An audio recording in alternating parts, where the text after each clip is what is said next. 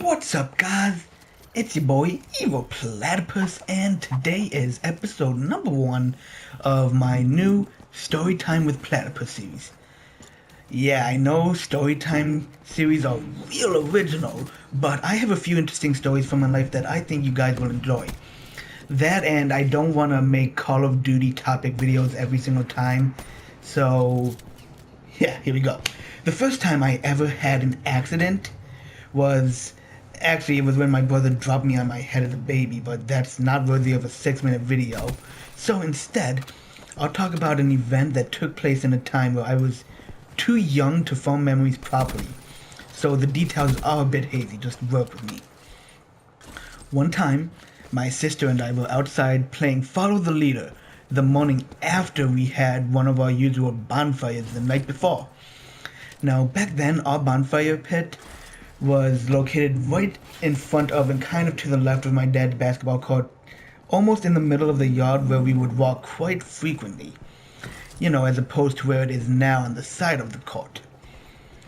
Well, as luck would have it, my sister, who I think might have been the leader, walked up to, then jumped over the fire pit as common sense would allow. But I was too young, naive, and quite frankly stupid to realize that a fire pit that was recently used, even if it wasn't going anymore, was, hot. Shocking, I know. I mean, who would think that a fire pit would be hot less than 10 hours after being used? Pfft, not stupid 5-year-old me, or whatever my age was back then. But that is where our story begins. Now see, I burned the bottom of my foot bad. So bad, in fact, that I ran over to my dad, who was busy working on fixing the lining of the pool we once had, but not anymore. And I proceeded to cry in pain, agony, suffering, and all those other fun-to-use words for approximately 5 minutes before he eventually either finished or was just sick and tired of hearing me cry. So he decided to get off of his little ladder, walk over to me, and notice that the skin on the bottom of my foot was actually burned off and hanging on the back of my heel by a couple small strands of skin.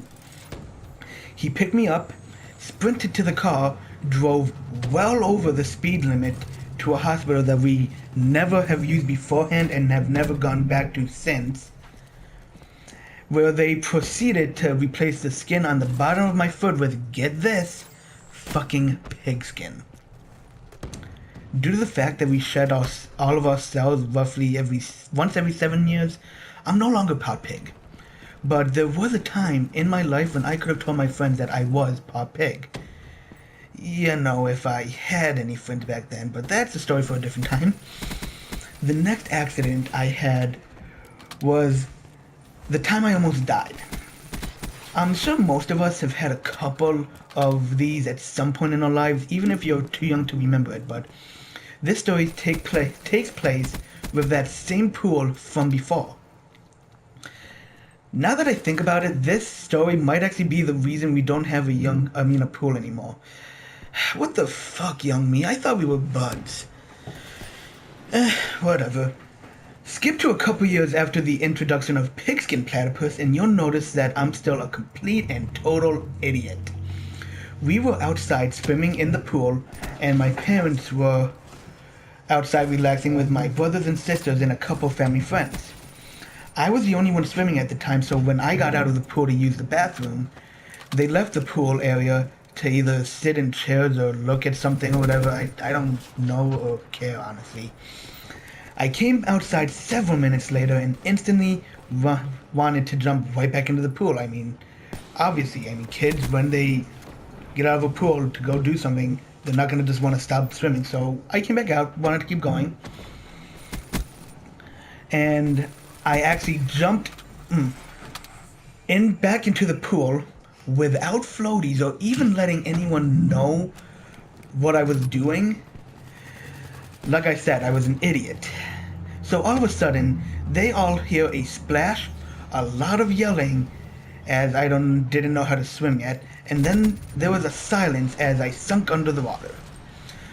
My brother had one of his friends over, as I said before, they had some family friends over, and he actually jumped up and over the lining of this pool, since it wasn't an in-ground pool, and he swam down and rescued me.